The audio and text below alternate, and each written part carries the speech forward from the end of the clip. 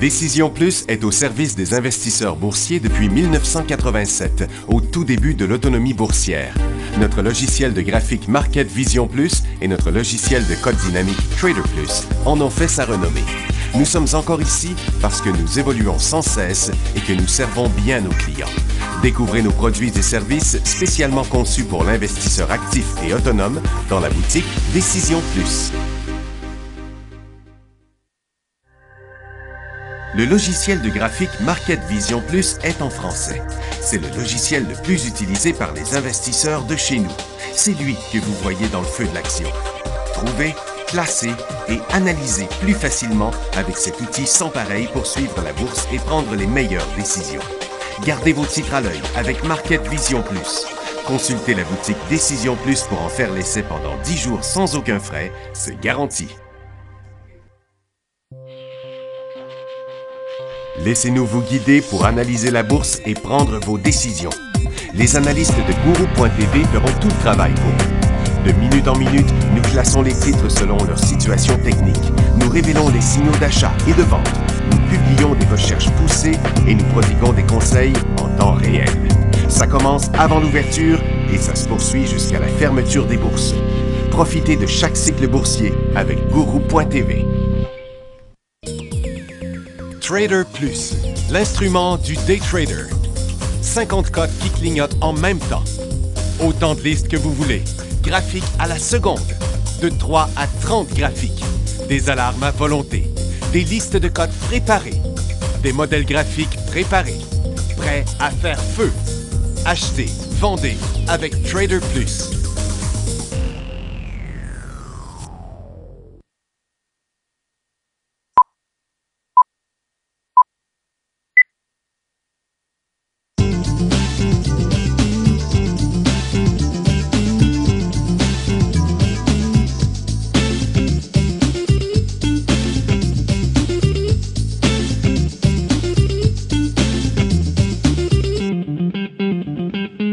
Bonjour, excusez-moi, bonjour, bienvenue dans le feu de l'action.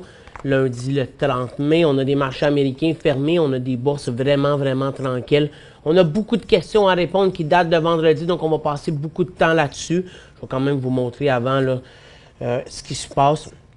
Donc rapidement, là, les futures, par exemple, en français on dit les contrats à terme, sur le pétrole, le marché, c'est ouvert ça, puisque ça c'est pas mal électronique, ça roule 24 heures sur 24 presque, c'est ouvert. Donc en gros, là, le pétrole est à 49,45 aujourd'hui, en hausse de 12 sous ou d'0,25%.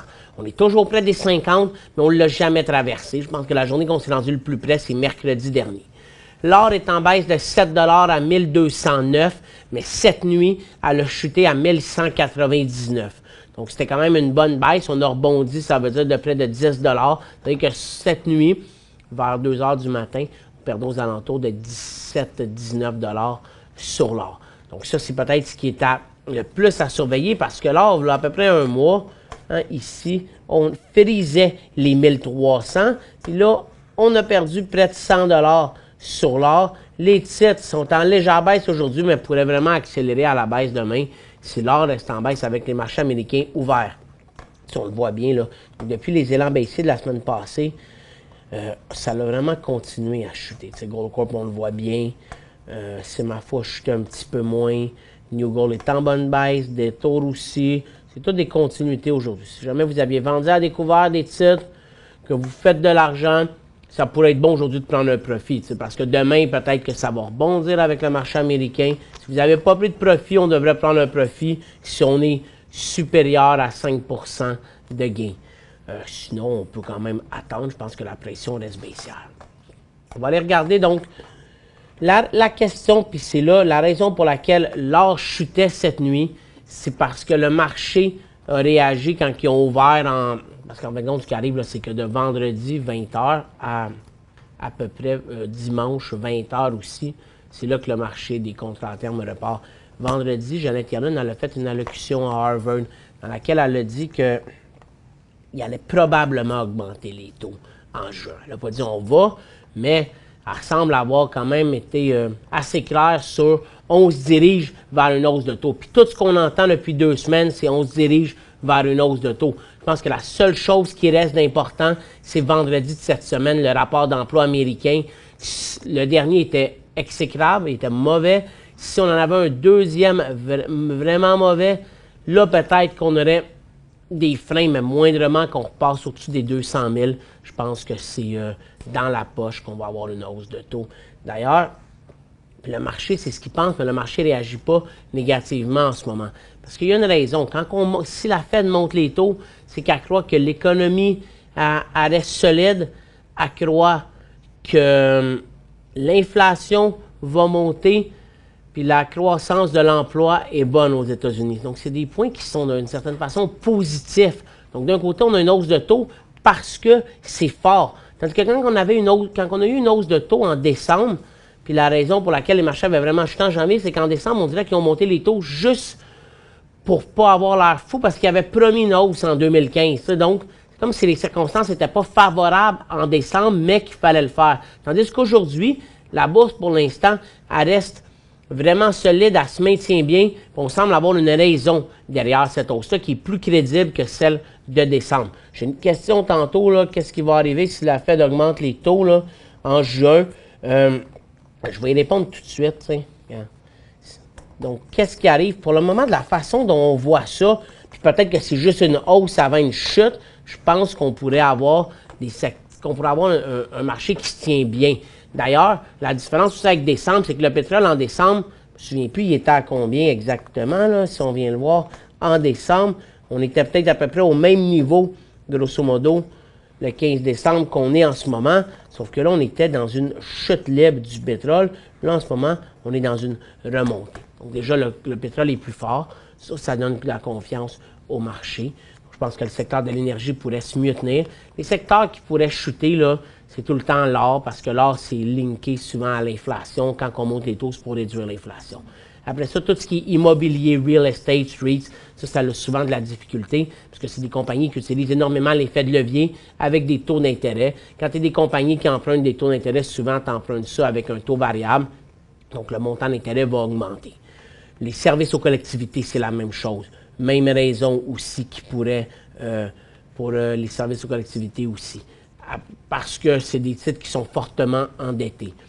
Après ça, les places où on pourrait vraiment en profiter, c'est finances. Finances, c'est souvent le secteur qui en profite le plus. Les assurances, les banques, parce que les autres sont capables, les banques, de refiler cette hausse-là à tout le monde, donc ça ne change rien pour eux.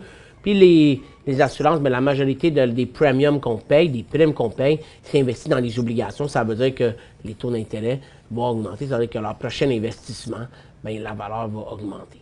Donc ça, c'est les secteurs qui pourraient vraiment en profiter. Pour les autres, ça dépend vraiment. C'est le secteur minier, je pense que c'est plus par rapport à la croissance économique. Donc, si on voit des bonnes données économiques en Chine, aux États-Unis, que le Canada, la crise du pétrole, c'était vraiment passager, le secteur minier pourrait bien se tenir au Canada. Les secteurs de consommation, bien, je pense que ça, c'est consommation discrétionnaire, ça pourrait être un peu plus difficile, parce que souvent, ça peut être des achats qu'on étale sur plusieurs années, qu'on paye un intérêt. Ces intérêts-là pourraient augmenter, mais habituellement, les compagnies font tellement des offres promotionnelles sans intérêt pendant X mois, X ou paiement mensuel pendant Y, qu'on réussit à s'en tirer. Puis consommation de base, bien, on le sait, le monde n'arrête pas de manger, parce que les taux sont plus hauts.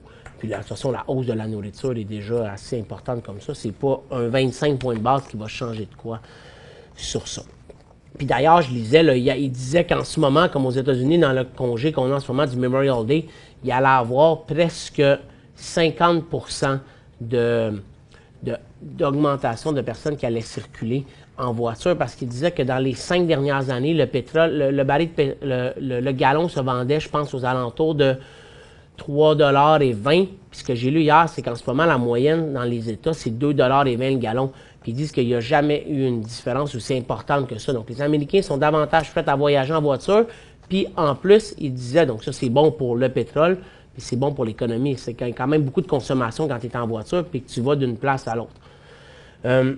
Après ça, il disait aussi que ce qu'il remarquait aux États-Unis, c'est que c'était les voyages en avion qui avaient diminué tant à l'intérieur des États-Unis que vers les autres pays en raison, on le sait, des risques d'attentats. Après ça, on a aussi les risques du Zika quand on s'en va dans le sud. Donc, ça fait que les Américains voyagent à l'intérieur, puis chez nous. Hein, je lisais aussi que je pense que les Les touristes américains sont en hausse de 10-15% par rapport aux années où le dollar était à parité. Donc, une hausse de taux, là, généralement, je pense qu'à court terme, on peut avoir une chute dans la semaine qui va suivre. Mais je pense que quand le marché va réaliser que c'est bénéfique, puis que si on le monte, bien, la bourse va, que si on monte le taux, c'est parce que la croissance est présente. Je pense que les bourses pourraient remonter. La grande question, c'est est-ce qu'on va être capable, exemple sur le S&P 500, de se rendre au sommet avant la hausse? Parce que si on se rend au sommet avant la hausse, puis qu'on chute après, ça peut aussi être juste une prise de profit, parce qu'on arrive au sommet, puis là, on va baisser, puis après ça, on va repartir à la hausse. Mais je ne pense pas que cette fois-ci, il faut voir ça si négativement par rapport à ce qui est arrivé en décembre. On se souvient que c'est le 15 décembre qui avait augmenté les taux. On avait fait une cote incroyable le 15 décembre. Le 15 décembre, le compte, c'était ici. C'était le 15 ou le 16. Là. 15 ou 16. On avait monté, puis quand on remarque après ça, c'est le sommet qu'on a eu. Puis là, on a eu une débandade de à peu près 6 semaines, jusqu'au 11 février. Puis depuis ce temps-là, mais on a tout repris. Il faut tout le temps penser que la bourse, ça monte à décembre. Elle finit tout le temps par aller plus haut que plus bas. Ça, c'est un peu l'histoire. Donc maintenant, on va retourner, on n'ira pas au bumper, là, on va continuer les nouvelles, puis après ça, on va aller à la pause. Puis d'après moi, on va avoir le temps de faire... Donc, le dollar américain est en hausse aujourd'hui en raison de l'allocution de Janet Yellen, puis d'une hausse potentielle de taux. L'euro va être en baisse, le pound doit être en baisse, puis le dollar canadien doit être en baisse aussi, mais légèrement, parce que le pétrole est en hausse, puis semble se tenir.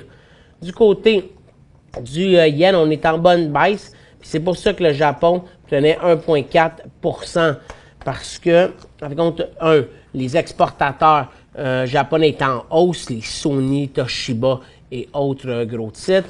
Et aussi, le premier ministre japonais va retarder la hausse de taxes de vente à octobre 2019. Ça fait 2 fois qu'il repousse. Parce qu'en fin de compte, son économie va pas assez bien, puis il se dit, je n'irai pas donner un coup de plus à mes consommateurs, à mes électeurs.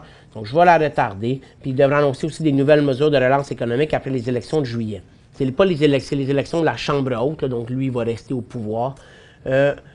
En Chine, on est en hausse d'0,25%, ça ne bouge pas, on continue le cycle. À Londres, c'était fermé aujourd'hui sur le Bank Holiday, donc on n'a aucun mouvement.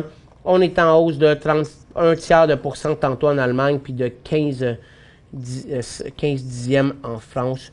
En France, la croissance était plus forte qu'anticipée. C'est tout ce qu'on avait. On a eu des fractionnements aujourd'hui sur des titres. Donc, HGD, on a eu des consolidations, excusez-moi. HGD, c'est 1 pour 4. Donc, si vous avez Market Vision puis vous ne l'avez pas fait, là, exemple, on s'en va dans fraction. Je vais vous le faire pour un qui ne traite pas, mais on s'en va dans fractionnement. On se met en date du 27. Puis ici, c'est une consolidation. Donc, c'est une nouvelle action pour 4 anciennes. Donc, on met le 1 ici, puis le 4 ici pour HGD. On a aussi HOU, qui lui est une consolidation 1 pour 2. On a HTD qui ne trade jamais, mais lui, c'est une consolidation 1 pour 2 aussi. Donc, je peux le faire pareil, même s'il n'a pas encore transigé. Je me mandate du 27. C'est une nouvelle pour 2 anciennes. Ça va juste faire que le BDAS qui va se rajuster. HUC aussi, ça ne se transige jamais.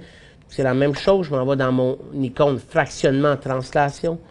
Je clique en date du 27 mai et j'écris une nouvelle pour 2 anciennes et on y va. Puis l'autre aussi, c'est HGE. Lui, c'était un fractionnement ou en anglais, on dit un split. Donc lui, c'est 2 anciennes pour une nouvelle. C'est pour ça qu'on voit une baisse de 50% en haut parce qu'il y avait la consolidation en réalité, c'est une baisse marginale. Donc ça, c'était ce qu'on avait peut-être de plus important aujourd'hui dans les nouvelles. On a Suncor qui a dit qu'il allait relancer la production puis qu'il devrait débuter vraiment à sortir du pétrole d'ici la fin de la semaine. On a Cameco qui a signé une restructuration de son partenariat avec Kazatomprom. C'est une compagnie d'État du Kazakhstan. Puis on a Potash Ridge qui a tout perdu, ce qui prenait, qui a engagé SNC pour mener une étude afin d'obtenir une certification environnementale du gouvernement du Québec pour le projet Sulfate, un projet de potassium. Et c'est tout ce qu'on a dans mes titres qui bougeaient le plus ce matin dans le secteur de l'industrie. J'ai Richie Bros qui n'est pas très loin d'être en élan. J'avais Bombardier, je pense qu'il reste à surveiller. Dans la consommation de base qui continue, qui est en cycle aussi, mais vraiment léger. J'ai Cote qui pourrait redécoller. Puis j'ai aussi Empire.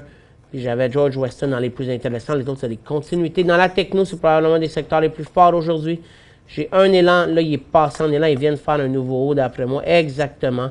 AVO. Élan aussi. C'est probablement des plus beaux élans aujourd'hui. CGI qui poursuit son élan de vendredi. Et Sunvine qui rebondit aussi. S'il est en élan, c'était ici. On s'en va à la pause. On finit. Puis après ça, on se lance dans les réponses des questions. Pour joindre Michel Carignan et son équipe par courriel, écrivez à michelcarignan@decisionplus.com. 5 bonnes raisons de gérer vos investissements avec Banque Nationale Courtage Direct. Des frais de commission fixes à 9,95 en tout temps pour tous les clients et à partir de seulement 6,95 si vous êtes un investisseur actif. Aucun frais d'administration annuel si vous détenez plus de 20 000 $ dans vos comptes. La possibilité d'ouvrir des comptes enregistrés en devise américaine. Des outils performants afin de faciliter vos prises de décision. Un service à la clientèle primé et un niveau de satisfaction parmi les plus élevés de l'industrie. Pour en savoir plus, visitez le bncd.ca ou appelez-nous dès maintenant. Décision Plus est au service des investisseurs boursiers depuis 1987, au tout début de l'autonomie boursière. Notre logiciel de graphique Market Vision Plus et notre logiciel de code dynamique Trader Plus en ont fait sa renommée. Nous sommes encore ici parce que nous évoluons sans cesse et que nous servons bien nos clients. Découvrez nos produits et services spécialement conçus pour l'investisseur actif et autonome dans la boutique Décision Plus.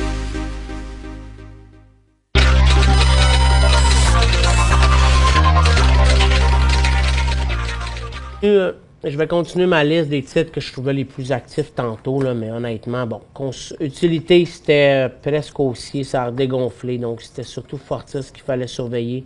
Peut-être aussi Canadian Utility puis Northland Power, mais beaucoup moins. Mais vraiment, si on trade aujourd'hui, c'est comme trader pour trader. Hein. Moins 18, 0 sur croissance. Moi, je pense qu'on devrait juste faire d'autres choses aujourd'hui.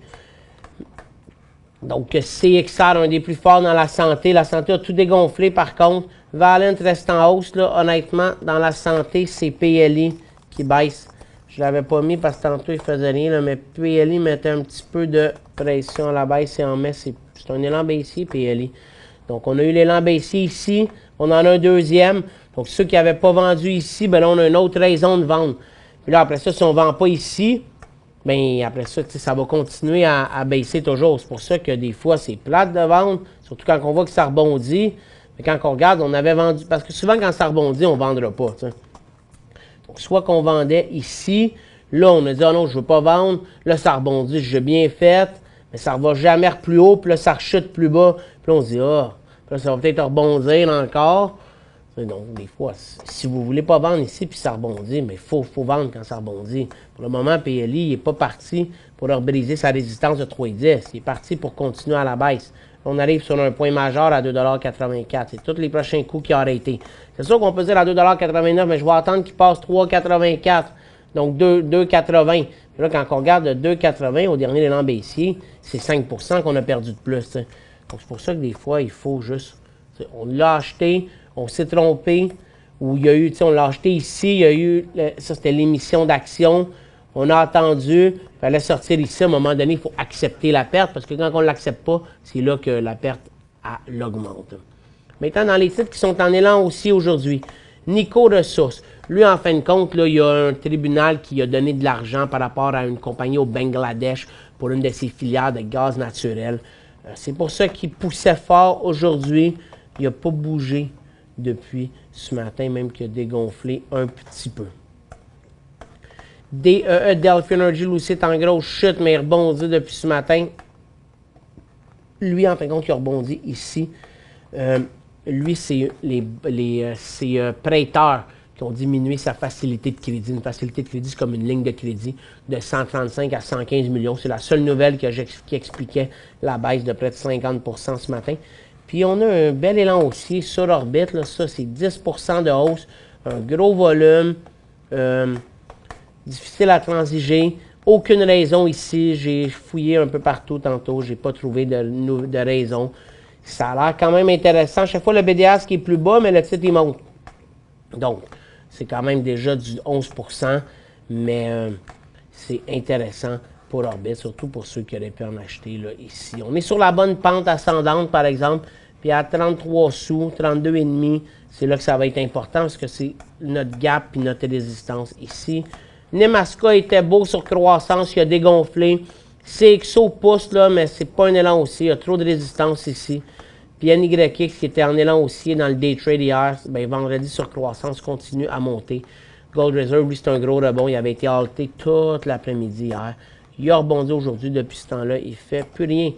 Et on a, bon, Zayo qui poussait un petit peu. Puis c'est vraiment ce qui complète ce qu'on avait là, à montrer.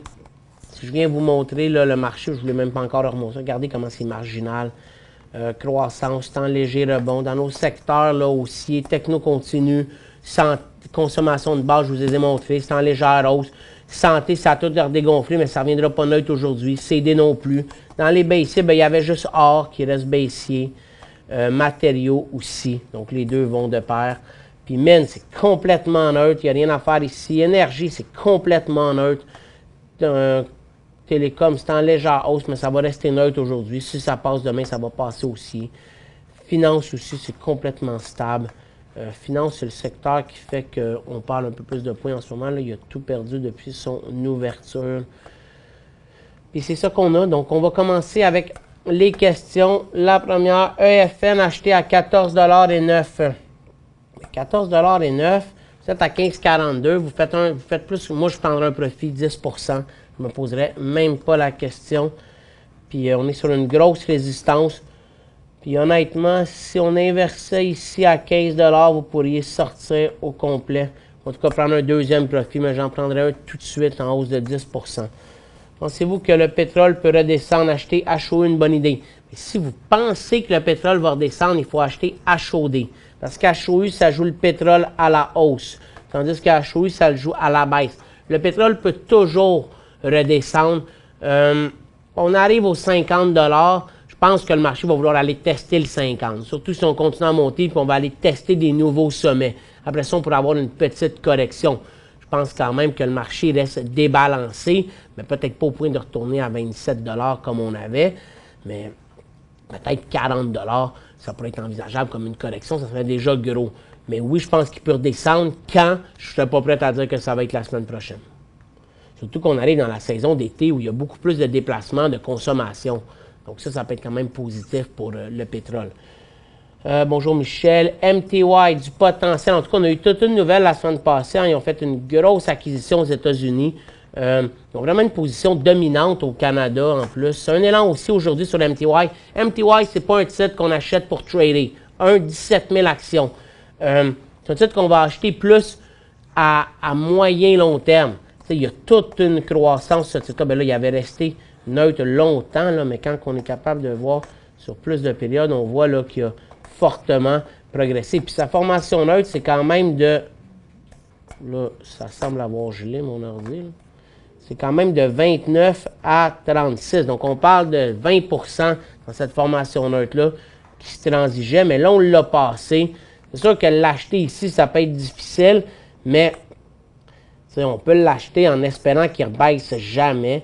Ou on en achète maintenant parce qu'on ne veut pas manquer la parade, puis si ça rechute, on en rachète d'autres. MTY sont partout dans les centres commerciaux. Souvent, dans les centres commerciaux, c'est eux autres qui détiennent tous les restaurants. Donc, tu n'as pas le choix de manger chez eux. Ils viennent de faire une grosse acquisition à Scottsdale, en Arizona, puis ils voulaient mettre la main sur Saint-Hubert. Donc, on voit que c'est quand même une chaîne qui a les reins solides, puis ils étaient backés par la caisse de dépôt pour acheter Saint-Hubert. Donc, je pense qu'il y a une équipe de direction aussi en arrière de ça qui est solide. Caisse de dépôt, ça ne serait pas associé avec eux s'ils ne croyaient pas qu'ils étaient capables de livrer la marchandise. Donc, je pense que c'est une excellente entreprise. Je pense qu'il y a encore du potentiel, surtout aux États-Unis, s'ils s'en vont développer un peu le même modèle d'affaires. On s'en va à la pause, puis on revient après.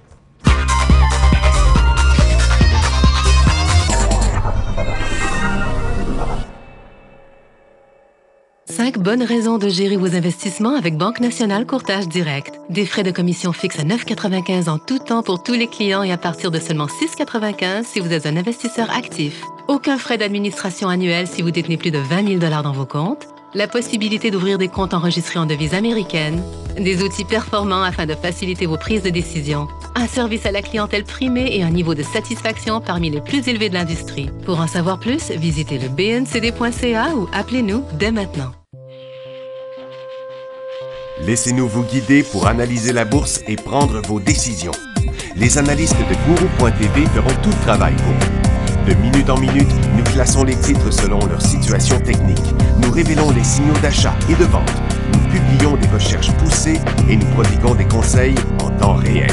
Ça commence avant l'ouverture et ça se poursuit jusqu'à la fermeture des bourses.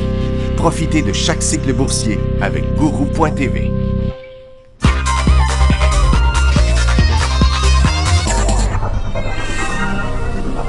Donc, on va continuer avec les questions. On est rendu à acheter ATH 5000 à 1,44 $. Hier, bon ou mauvais. Donc, je pense qu'hier, c'était jeudi. C'est sûr que l'élan aussi, là, c'était mercredi. Si vous l'avez acheté mercredi, c'est bon. Jeudi, c'était 1,44 $. Vous n'êtes pas mal barré. Je pense, par contre, que je ne sortirais pas à 1,27 $. Je sortirais comme à 1,35 $. Si je voyais que, clairement, on brisait notre couloir, parce qu'il est clair, notre couloir ici, je sortirais. Ça serait ça. 1,35 $, ça vous donnerait quand même un 9 sous de perte.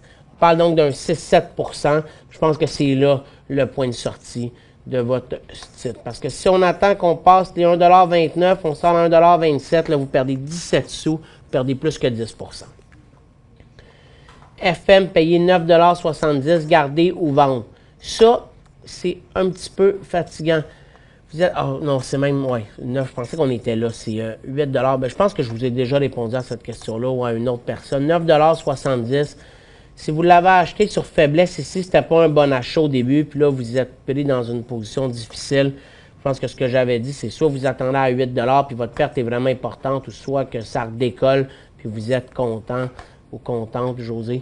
Mais vous êtes un peu prisonnier en ce moment-là.